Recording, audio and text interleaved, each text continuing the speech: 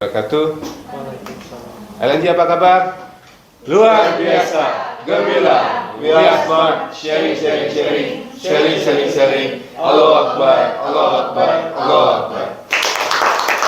Oke, selamat datang kembali di LNG Academy di minggu pertama di bulan Februari tahun 2023. Kita hari ini akan mempelajari tentang asuransi marine cargo dengan judul Understanding of Marine Cargo Insurance. Kita tahu salah satu bisnis kita yang saat ini cukup berkembang adalah dari segi marine cargo insurance. Apa itu marine cargo insurance? Adalah salah satu jenis asuransi di bidang asuransi properti. Ingat, ada asuransi itu asuransi jiwa dan asuransi properti. Asuransi jiwa adalah tentang manusia yang terdiri dari asuransi kematian, asuransi kecelakaan, asuransi kesehatan, dan asuransi kompensasi kerja dan lain-lainnya. Sedangkan asuransi properti adalah asuransi yang menyangkut harta benda. Harta benda itu bisa berupa kendaraan bermotor, alat angkut transportasi, mobil, kapal pesawat terbang, kemudian juga pabrik, dan juga barang-barang yang dikirim. Jadi segala macam barang itu masuk ke dalam asuransi properti, atau di Indonesia dikenal dengan asuransi umum atau general insurance. Nah, marine cargo insurance adalah salah satu dari jenis asuransi properti. Apa dasarnya lahirnya asuransi marine cargo? Marine cargo asuransi ini lahir karena terjadinya mulai dirasakan dampak dari kecelakaan laut oleh para nelayan. Jadi kalau kita ingat di sejarah asuransi di Lloyd's of London, itu justru marine cargo ini adalah asuransi yang pertama yang disepakati, yang dibuat oleh orang-orang di Lloyd's zaman itu, tahun 1600 sekian itu. Nah, salah satunya adalah asuransi marine cargo ini, yaitu ketika itu para pengusaha, para pemilik kapal itu mengalami kerugian yang besar akibat tenggelamnya kapal, matinya waktu ini pengangkutan budak, banyak di jalan, hilangnya barang dan sebagainya, sehingga mereka berpikir bagaimana nih cara mengatasi kerugian kita. Akhirnya mereka bersepakat, yaitu saling mendukung, saling mengumpulkan uang sehingga dana untuk menolong sesama pengusaha, terutama di bidang kelautan, dan lahirlah asuransi marine cargo. Nah, hingga saat ini itu masih berkaitan di situ. Jadi polis asuransi marine cargo yang ada sekarang itu masih mungkin sebagian besar masih berdasarkan dari bentuk polis yang pertama dibuat itu, ya. Jadi teman-teman, asuransi marine cargo ini tujuannya adalah untuk melindungi pemilik ataupun pembeli barang akibat segala risiko yang dapat terjadi selama dalam perjalanan, baik perjalanan darat, laut maupun udara. Dari sejak berangkat dari gudang atau dari tempat rumah kita sampai kepada tujuannya, akhirnya di mana. Itulah risiko-risiko yang bisa terjadi. Nah, bentuk polis-polisnya saat ini yang berlaku ada yang disebutnya polis ICC, ICC, itu singkatan dari Institute Cargo Clause. Jadi itu sudah sejak zamannya Lloyd's itu, jadi istilah ICC itu, Institute Cargo Clause. Ada berapa jenis? Ada 3, ada ICC-A, ICC-B, ICC-C. Nanti kita bahas lebih lanjut, ya. Oke. Seperti apakah jaminan asuransi marine cargo insurance itu? Ya. Pada prinsipnya, asuransi marine cargo itu menjamin segala risiko yang terjadi sejak barang berangkat meninggalkan lokasi awalnya atau original destination, baik itu dari gudang, dari rumah, dari tempat pengambilannya, selama dalam perjalanan barang itu sampai di tujuan akhirnya. Makanya dalam polis itu selalu ada from and to. Jadi namanya di dalam asuransi disebutnya itu voyage atau duration of voyage, selama dalam perjalanan itu. Jadi apapun resiko yang terjadi selama dalam perjalanan, mulai dari saat dimuat ke atas truk kalau dari gudang, kemudian baru keluar saja dari gudang itu truknya bertabrakan, itu sudah masuk resiko yang dijamin dari asuransi kargo. Kemudian truknya berjalan lagi sampai di tengah jalan, kira-kira berjalan 2-3 kilo, truknya itu ditabrak oleh orang lain, barang yang dikirim rusak, itu terjamin. Berjalan lagi, mungkin dia melewati banjir dan truknya banjir, barang rusak namanya, di-cover lagi risiko seperti itu. Berjalan lagi, dalam perjalanan tiba-tiba ada sekarang dulu namanya hijack, kalau sekarang namanya para penjaga jalan itu apa? Dulu bajing loncat, sekarang namanya begal. Begal. Jadi truknya dibegal, barangnya diambil, juga di-cover. Sampai di pelabuhan, disimpan di pelabuhan, kemudian di pelabuhan itu biasanya hanya transshipment kalau istilahnya, kemudian barang itu kemudian dinaikkan ke atas kapal.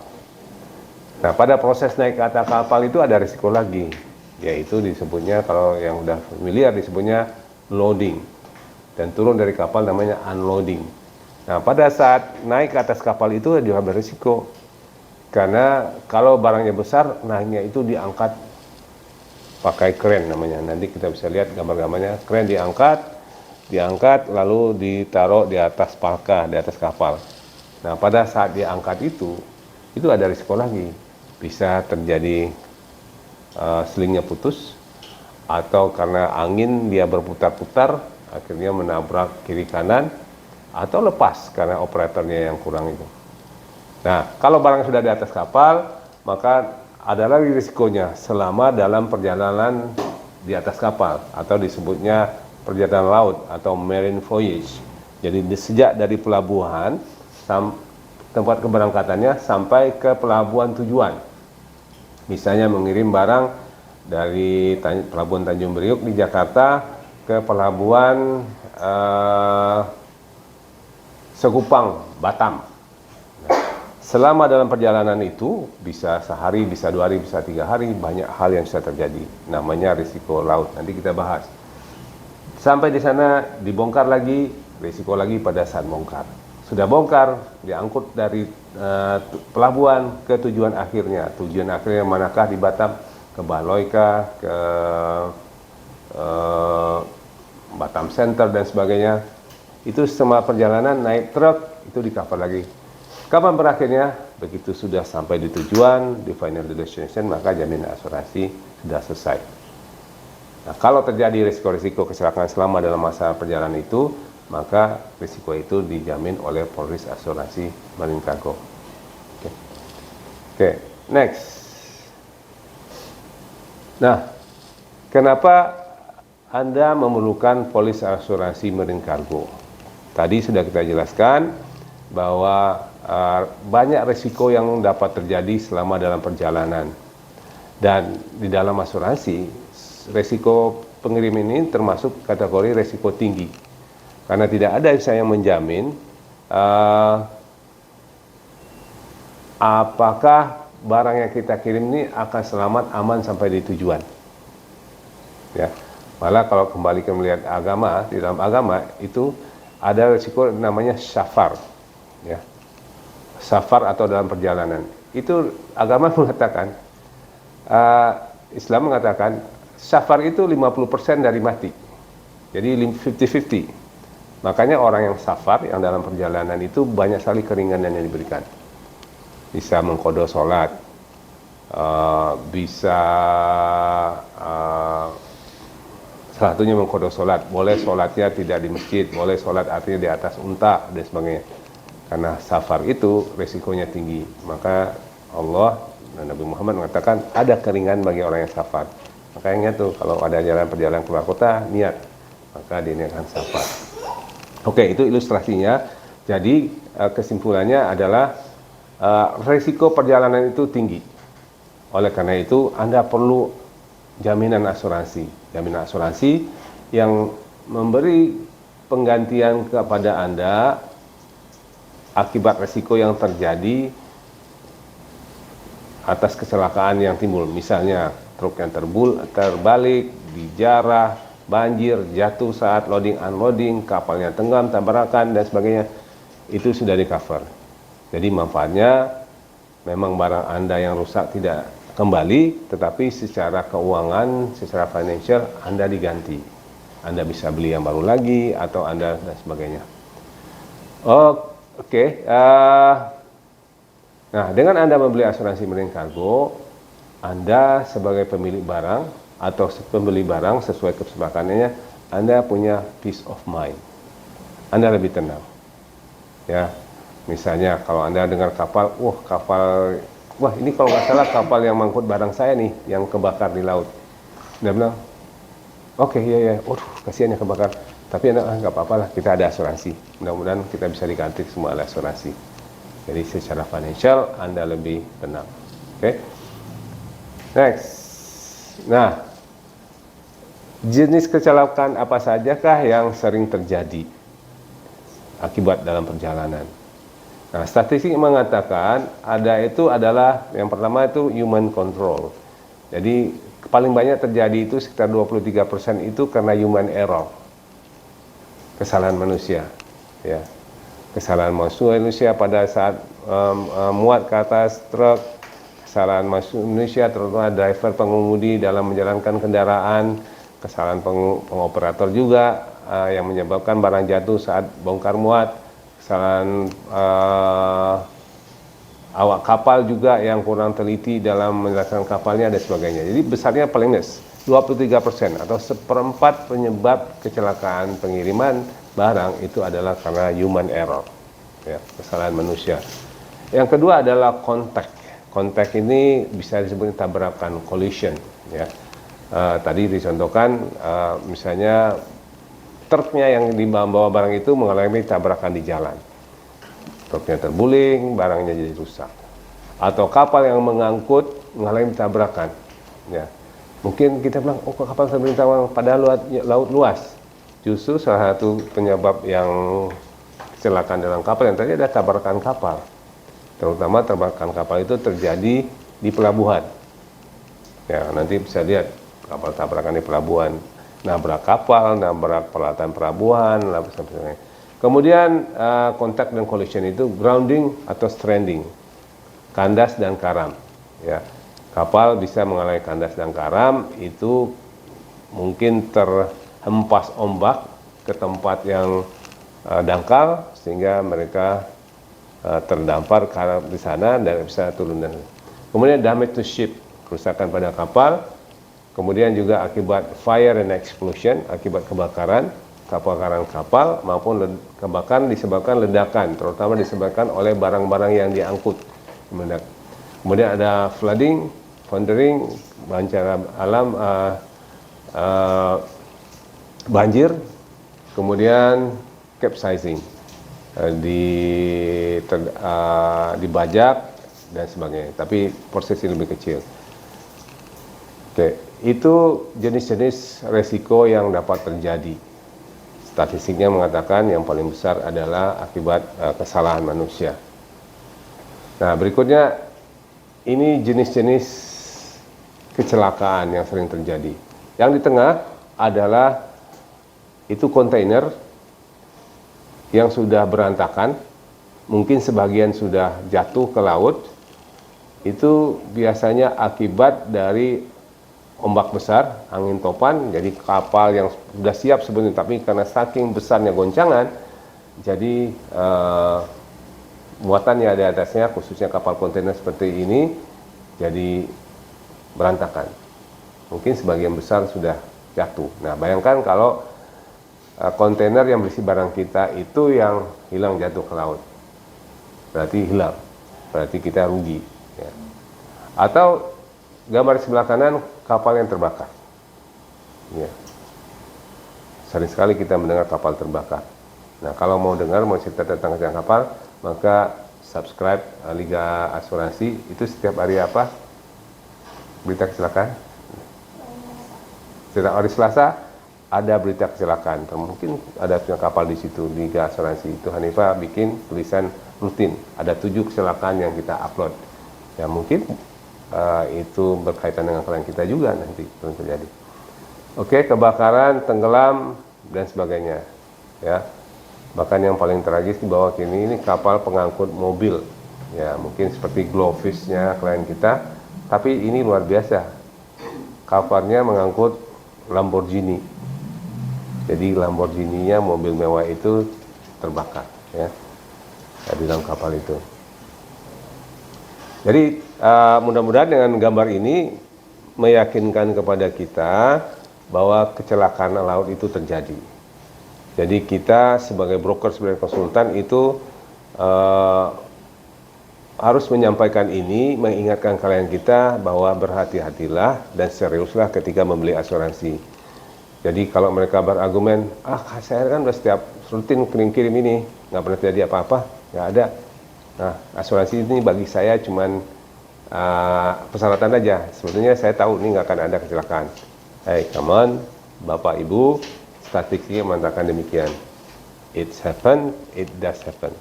It has happened yesterday, today, dan besok juga. Ya, apalagi sekarang. Ya, sekarang yang terjadi namanya climate change, perubahan cuaca. Ya, jadi laut itu sekarang susah diprediksi. Sering sekali tiba-tiba laut besar.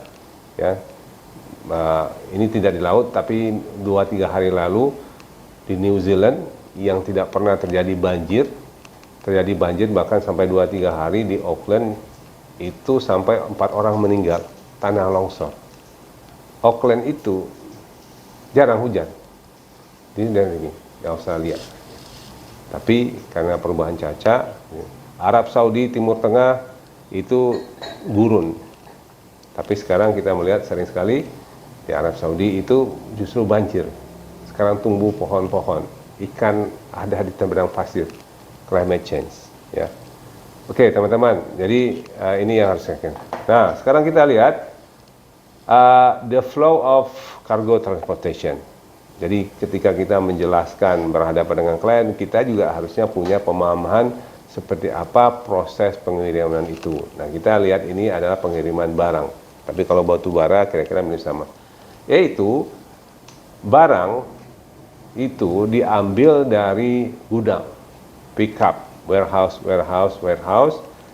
melalui jalan darat, dan itu melalui truk biasanya. Nah, kalau kita di Indonesia di pabrik-pabrik, misalnya pabrik itu ada di Bekasi, ada di Karawang, ada di Tangerang, ada di Cikupa. Nah, barang-barang itu diangkut menggunakan truk. Makanya tadi saya contohkan pengangkut yang pertama adalah truk. Kemudian barang-barang ini biasanya ditaruh di gudang, disimpan di satu gudang milik perusahaan kah atau gudang umum. Tujuannya adalah untuk siap-siap diangkut ke pelabuhan. Oke, di pelabuhan laut tentunya ya, pelabuhan. Maka di sana ada, kalau satu saat boleh silakan mampir ke gudang, ke pelabuhan itu ada namanya kawasan peti kemas. Tempat penyimpanan barang sebelum dimuat ke kapal. Kalau yang lebih seru tuh kalau boleh tuh ke Cikarang, ke Glowfish. Di sana ada tanah berapa 10 hektar, itu mobil-mobil yang siap diekspor. Di sana dikumpulkan ya, contohnya di sini. Nah, baru dinaikkan ke atas kapal. Ya, di atas kapal itu yang gambarnya kayak itu tuh crane. Itu namanya alat yang untuk mengangkat barang ke atas kapal. Ya. Kalau mobil tidak diangkat pakai kren, tapi dibuat ada jalan khususnya ke atas muatnya, karena dia mobil bisa berjalan. Ya. Kemudian sudah di atas kapal, dalam perjalanan lagi, mungkin tergantung berapa lama, berapa tujuannya, voyage disebutnya. Nah, di dalam asuransi marine cargo, jarak itu tidak terlalu penting bagi asuransi, tidak terlalu mau jaraknya 1.000 kilo, 10.000 kilo, tidak terlalu penting. Cuma yang diperhatikan asuransi rutenya kemana. Nah, dia akan tanya asuransinya, rutenya lewat Lautan Pasifik. Bulan apa berangkatnya? Mereka akan lihat itu. Rutenya kemana? Ke Eropa, lewat mana? Samudra India, lewat Laut Merah, terusan Suez, dan sebagainya. Itu yang dilihat. Tetapi secara umum itu tidak faktor. Jadi kalau tertanggung bilang, Pak, saya jarak dekat aja tuh kok, itu sebenarnya preminya sama aja. Betul nggak, Pak? Jadi tidak dilihat jaraknya, tetapi dilihat rutenya sama. Nah, kalau sudah sampai, maka barang turun lagi, yaitu yang disebutnya bongkar, atau bahasa Inggrisnya unloading. Bongkar, setelah dibongkar, kemudian naik lagi ke atas truk, kemudian sampailah di tujuan akhir, final destination. Jadi dalam asuransi ICCA maupun B, kapan polis asuransi berakhir adalah final destination. Maka clearkan di dalam polis kita di mana final destinationnya. Gudang PTA di jalan ini, sini, ya. Karena semua perjalanan itu akan di cover. Oke. Nah, sekarang kita bicara what is cargo risk management. Nah, karena risikonya yang kompleks, yang besar itu, maka perlu ada usaha untuk mengelola risiko pengiriman ini dengan baik. Ya. Ini terutama bagi pemilik barang atau pembeli barang, bahwa mereka perlu mengelola risiko ini dengan baik. Nah, untuk itu biasanya pemilik barang itu akan menggunakan jasa freight forwarder atau perusahaan EMKL. EMKL itu saya lupa kepanjangannya, tapi di Indonesia disebutnya EMKL termasuk. Kalau di kita, di kalangan kita sebenarnya freight forwarder atau logistik company yang ahli di dalam mengelola pengangkutan. Misalnya kalau kita ada pengiriman barang, maka freight forwarder ini yang akan mencarikan truknya yang sesuai dengan jenis dan kapasitas barang yang akan diangkut. Kemudian dia akan memilih juga truk-truk yang sehat, mana yang tidak sehat. Kemudian dia juga memilihkan kapal yang akan mengangkut, rute mana yang paling efisien, dan sebagainya. Nah, salah satu hal yang penting di dalam risk management, cargo risk management ini adalah untuk memastikan adanya asuransi, yaitu marine cargo. Apakah asuransi itu diurus oleh pembeli atau penjual, pastikan harus ada asuransinya.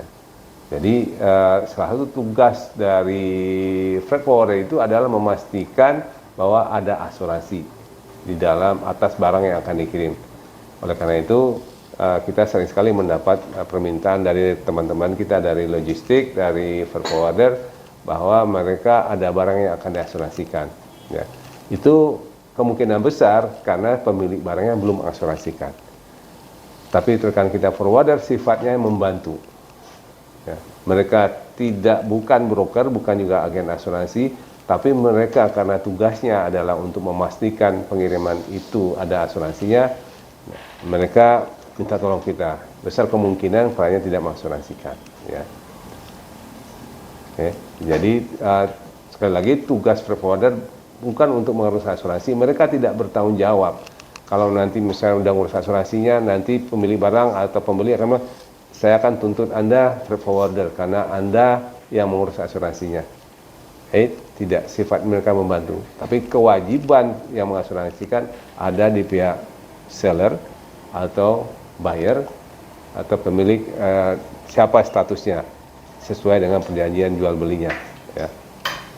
Nah, idealnya yang mengurus asuransi adalah pemilik atau pembeli sesuai dengan kontrak. Ya.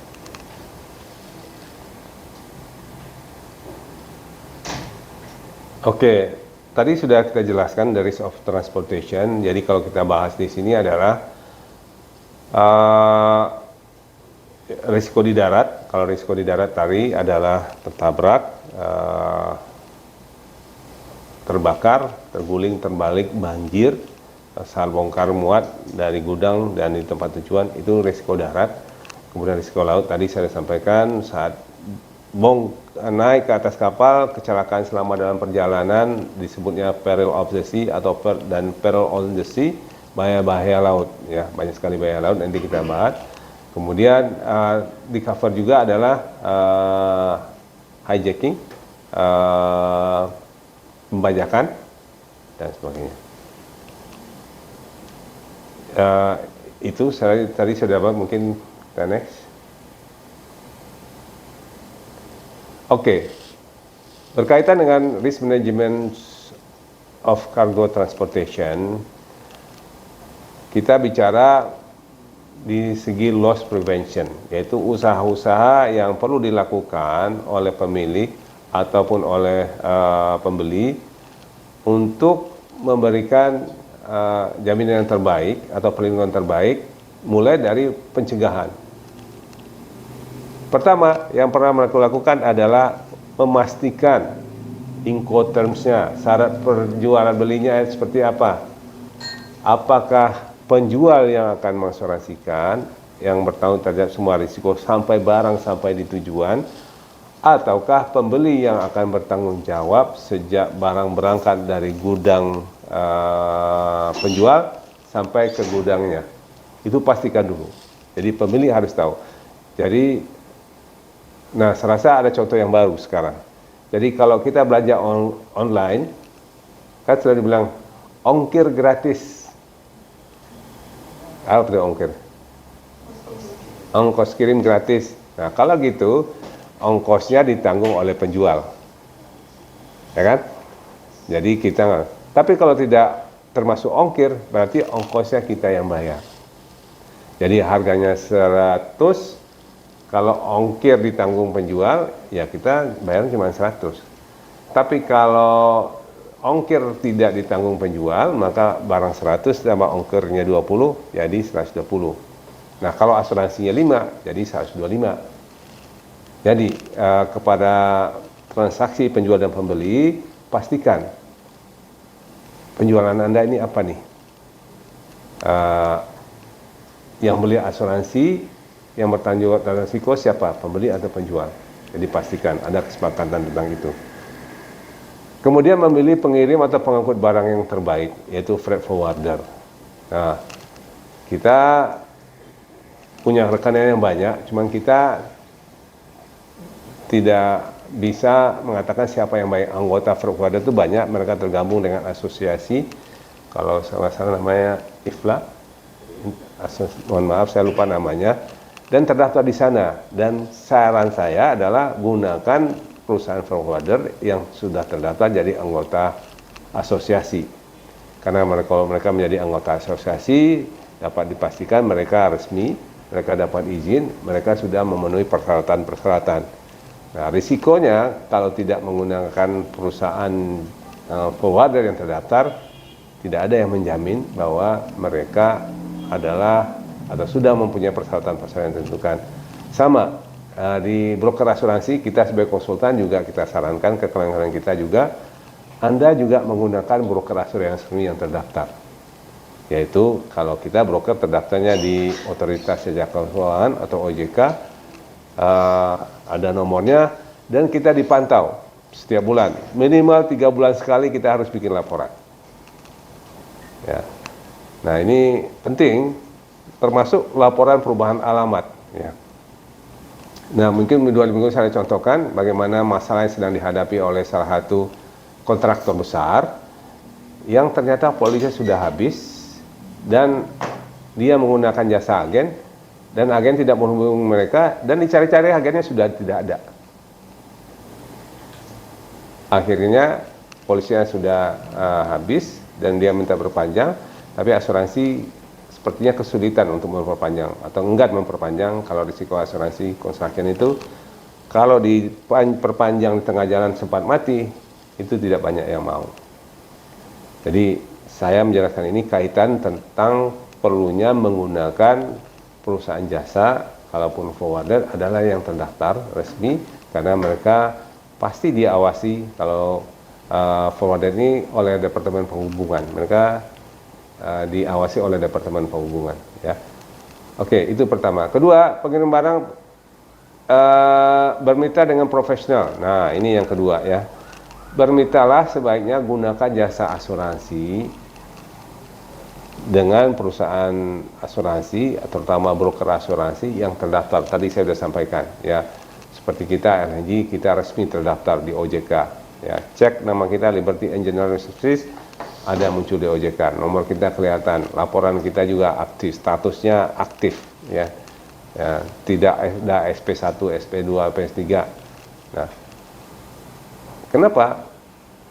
Jangan sampai Anda mengalami seperti yang dialami kontraktor besar tadi, pengiriman Anda pengiriman barang, Anda punya polisnya, begitu dihubungi ternyata Anda menggunakan broker asuransi yang tidak terdaftar, ya.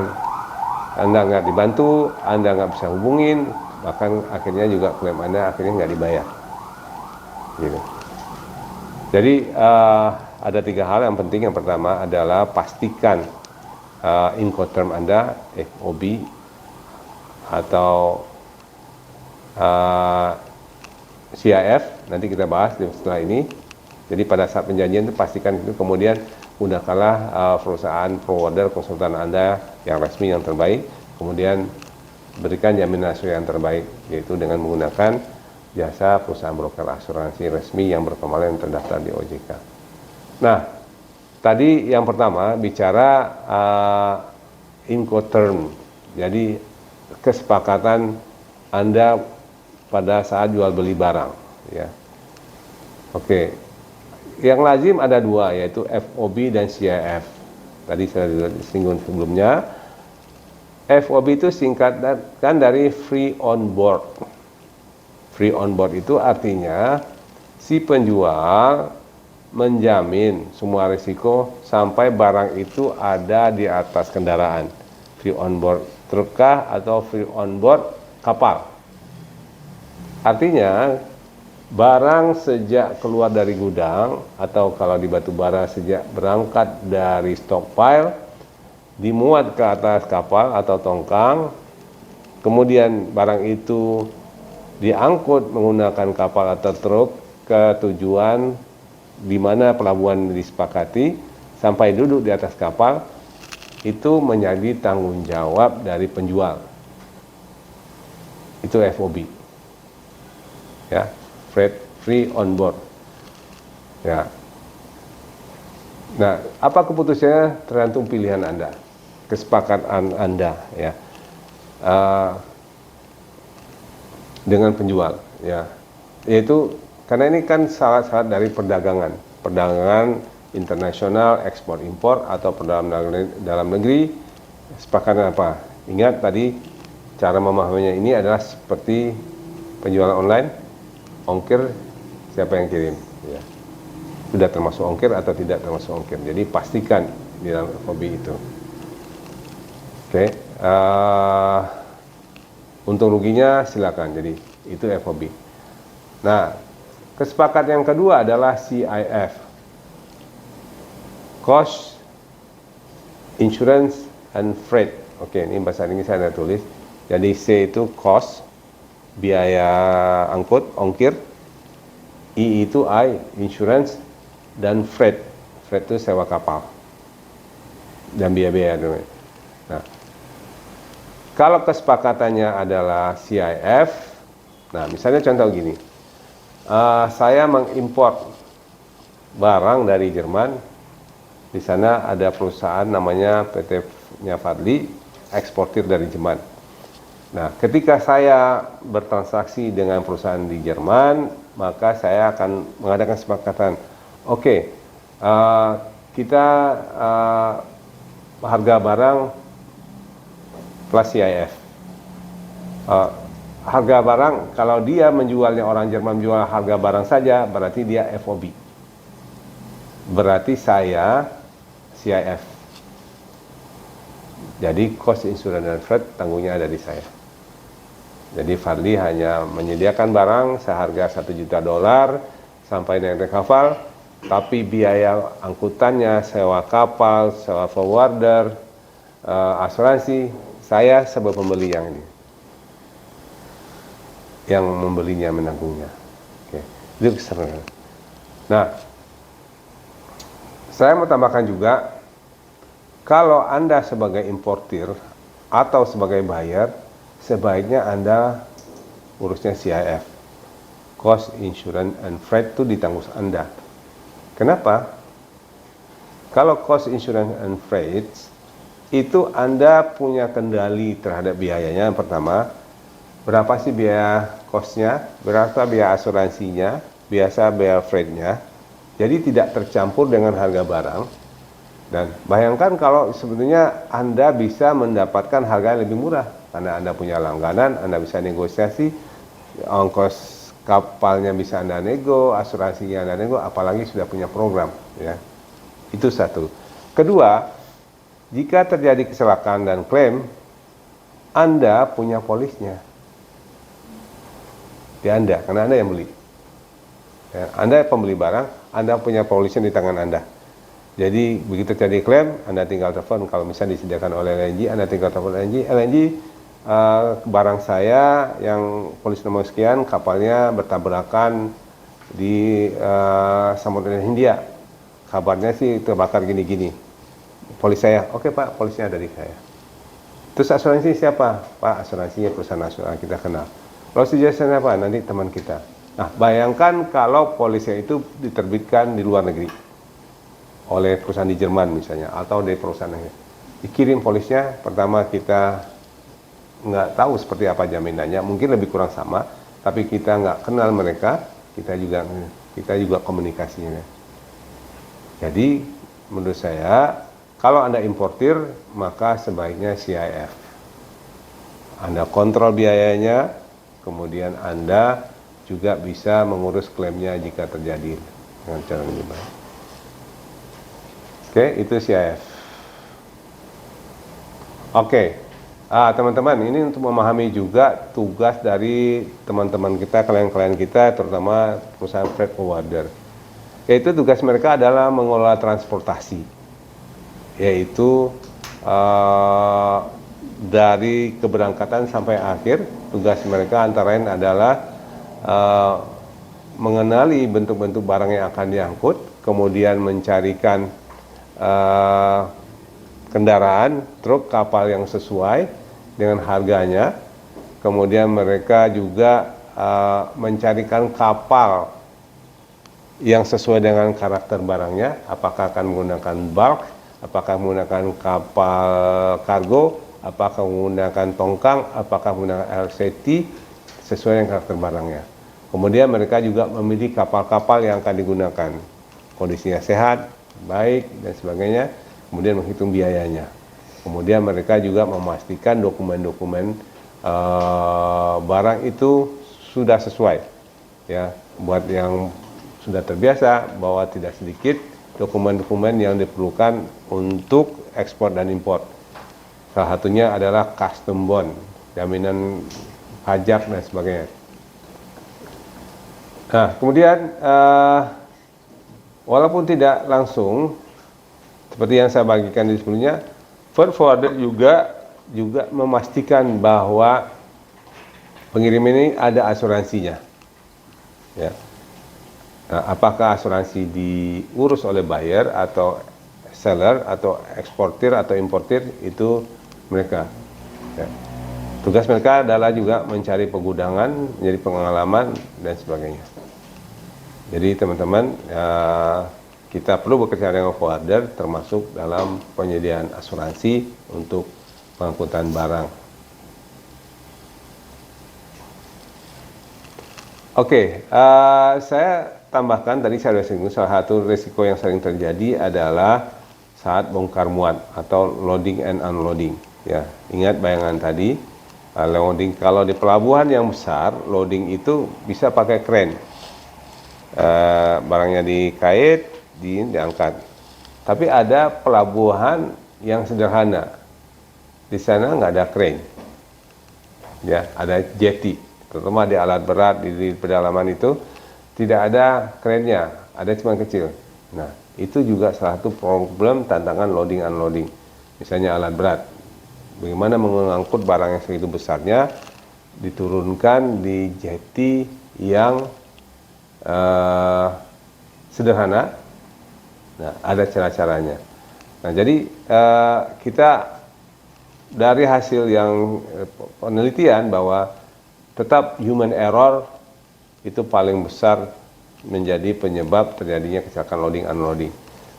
pilotage error, jadi pengawasannya poor supervision, maintenance of wrong tool, navigation error, kesalahan mengarahkan, itu sering paling terjadi di loading. Kemudian machinery, akibat kondisi peralatan yang kurang sehat, yang kurang baik, ada masalah electrical, kemudian juga alam bongkar muat pada saat ombak yang lagi tinggi atau hujan yang lagi tinggi. Kemudian ada juga external factors, gate overrun, stuck down, ya pernah terjadi. Ada videonya, mungkin bisa share bagaimana kren yang sedang muat, sedang ramai-ramai muat, tiba-tiba kren itu ditabrak truk. Jadi krennya meliuk patah, muatannya terjungkir masuk air. Ya, itu beberapa yang risiko-risiko yang terjadi pada unloading. Jadi untuk teman-teman yang menghandle kargo, ini pastikan ada loading and unloading. Ya, ICCC biasanya tidak ada loading unloading, pastikan ada taman kolosal loading and unloading. IB include loading and unloading. Oke, ini pemahaman dari peril of the sea dan peril on the sea. Nah, ini saya ambil dari blog yang lagi ngetrend sekarang, ratingnya tinggi, lngrisk.co.id. Tulisan ini peringkat 1 dari 2 juta search. Jadi hebat ya blog itu ya. Saya nggak tahu siapa yang bikinnya, kalau kamu saya mau kenalan deh. Minta tangan ya. Oke, peril of the sea. Ada peril on the sea, ada peril of the sea. Peril on the sea adalah bahaya-bahaya yang timbul terjadi di atas laut. Seperti kandas, tenggelam, kebakaran, tabrakan, atau ledakan. Ya. Yang sering disingkat sebagai SEBCE. Itu on the sea. Ya. Tenggelam, kebakaran, tabrakan, ledakan. Tapi ada lagi peril of the sea, bahaya-bahaya laut, yaitu bahaya yang timbul tadi karena sifat dari laut itu sendiri. Badai, gelombang, earthquake, gempa bumi, tsunami, typhoon, cuaca buruk, masuk air ke dalam palka, tempat penyimpanan barang. Itu disebutnya peril of the sea. Jadi kalau on the sea itu karena kandas tenggelam, kalau ini peril of the sea karena bentuk desa. Ada bahaya lain seperti pembajakan, pencurian, pilferage, dan lain-lain. Ya. Oke. Nah, sekarang lanjut ke jenis-jenis jaminan asuransi marine cargo. Ya. Ini kita hanya bicara asuransi marine cargo ya. Nanti kita ada marine hull, ada marine dan sebagainya. Oke, secara umum ada 3 jenis asuransi marine cargo, yaitu Institute Cargo Clause C atau 1182. Apa itu asuransi? Yaitu yang paling sempit di antaranya. Jadi nanti kita bahas setelah ini. Ada Institute Cargo Clause B yang lebih luas, ada Institute Cargo Clause A, ICCA, artinya A ini, ICCA ya, tahun 182. E itu sering juga disebut polisnya all risk karena paling luas. Bukan berarti menjamin semua, tapi jaminan yang paling luas ya. Kalau Institute C itu biasanya itu ditentukan oleh jenis kapal yang digunakan. Ya. Kalau kapalnya jenisnya terbuka, biasanya asuransi maunya kasih asuransi, misalnya tongkang. Ya. Kalau angkut batu bara, angkut alat berat, angkut dan itu biasanya ACC karena dia terbuka. Ya. Dan apalagi kemudian kalau dia pakai tongkang dan ditarik. Nah, sekarang kita bahas perbedaannya. Saya nggak tahu apakah kebaca, saya juga ngebaca. Jadi gini, yang perlu dicatat, kalau yang ICCA yang paling kiri itu yang paling lengkap, semua dicontreng. Jadi almost semua risiko itu dijamin. Nah, di ICCB ada satu yang dijamin, yang tidak dijamin, yaitu ada satu, saya lupa apa namanya. Oh, ini kepotong ya, sorry. Nah, jadi nanti listnya bisa dilihat, ada di ACCC. Kalau ada risiko sampai sini semua mengcover, tapi ada yang khusus. C itu misalnya tidak mengcover pilferage, washing overboard. Washing overboard itu tersapu ombak, ya. Ya, asuransi tidak mau mengcover barang yang di atas tongkang akibat tersapu ombak, karena dia nggak ada dindingnya. Jadi cuma dia seperti kotak dan di atasnya ada barang-barang. Jadi kalau ombak naik, pasti ombak akan menyapu, ya. Oke, detailnya nanti kita silakan dipelajari. Nah, yang khusus yang kita juga pasti dapat, yaitu klien kita adalah khusus untuk batu bara pengangkutan, yaitu disebutnya Institute Call Clause. Jadi klien kita yang ini pastikan dia menggunakan Institute Call Clause. Nah, Institute Call Clause ini khususnya adalah untuk resiko-resiko yang penyebabnya tidak bisa dijelaskan, terutama karena sifat kargo itu yang disebut namanya batu bara itu namanya self combustion. Self combustion itu adalah dia terbakar sendiri. Jadi kapal itu punya, batu bara itu punya sifat yang self combustion, ya, bukan hanya batu bara, yang lain juga ada. Salah satu yang paling sering adalah batu bara. Misalnya dia sudah dimuat, sudah berjalan sejak dari pelabuhan, baik saja, tapi setelah 2 hari dalam perjalanan tiba-tiba mulai berasap muatan itu. Makin lama makin banyak. Nah, berasap itu ternyata sudah terjadi kebakaran di dalam muatan itu. Tadi kalau lihat sini gambarnya, ya, kelihatan kan gambar buat kapal. Jadi kalau ini bayangkan, ya, siapa yang lagi ngurus pengiriman batu bara, ya seperti ini. Jadi tongkang yang 300 feet, ini 300 feet seingat saya ini muatnya seperti ini. Nah, bisa dalam perjalanan setelah 2 hari 3 hari tiba-tiba keluar asap di sini. Nah, kenapa bisa terjadi asap itu? Karena dia terbakar sendiri. Itu yang disebutnya self combustion. Nah, dengan ada Institute Cargo Clause ini, asuransi tidak akan lagi mempersoalkan apa nih penyebabnya. Tidak perlu disurvei.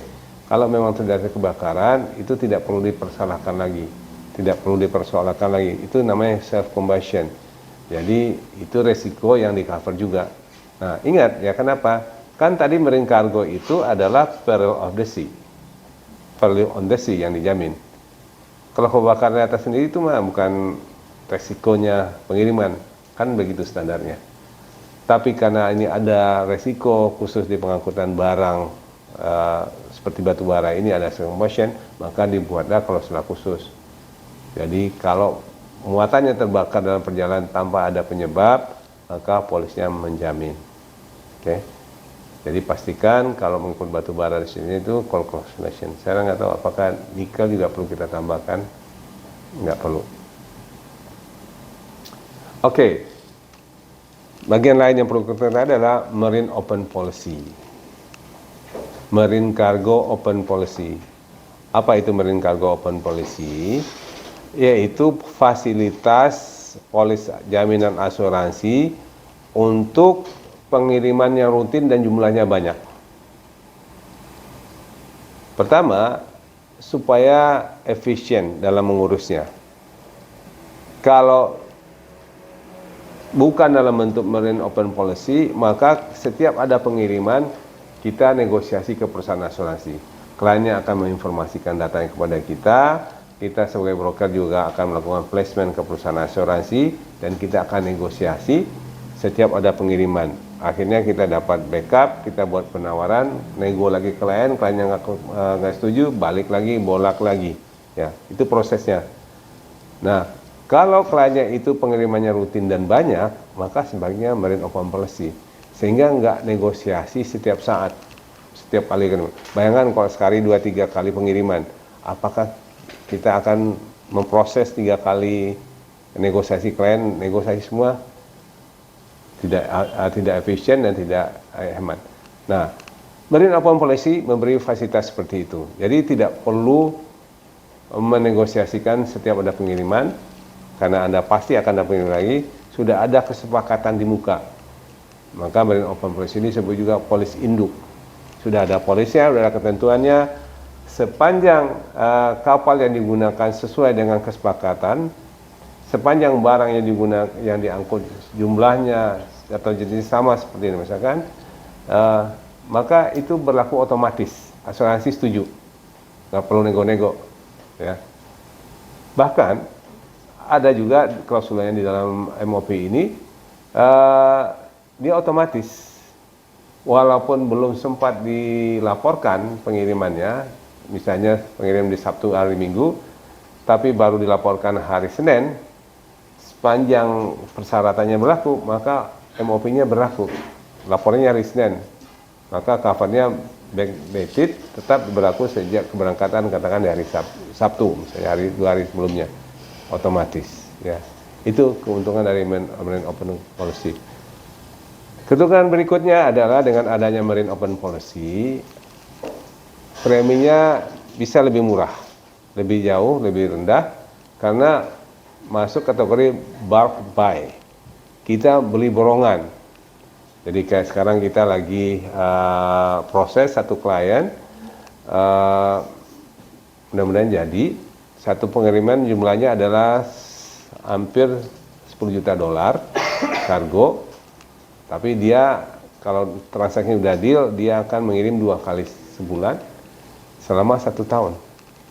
Jadi jumlahnya besar, maka asuransi bersedia memberikan fasilitas, prosesnya lebih mudah, ya. Begitu juga kita lagi proses untuk asuransi nikel yang sebenarnya jumlahnya lebih besar lagi, sebulan pengirimnya bisa 40 kali pengiriman. Nanti sehari 1 sampai 2 pengiriman. Jumlahnya satu pengirim lebih kurang sekitar 10 sampai 15 miliar juga. Nah, untuk hal rutin yang besar seperti itu, maka MOP ini sangat penting. Ya. Tidak perlu nego setiap ada pengiriman, tidak perlu juga declare kalau berangkat 1 minggu, kemudian harganya pasti lebih murah, ya. Itu mengenai Marine Open Policy. Jadi saya sarankan kepada klien-klien kita, para perusahaan-perusahaan batubara, ekspor impor yang rutin, urus bentuk MOP, ya. Premi lebih murah, covernya otomatis, administrasi lebih sederhana, kemudian juga proses yang lainnya lebih baik.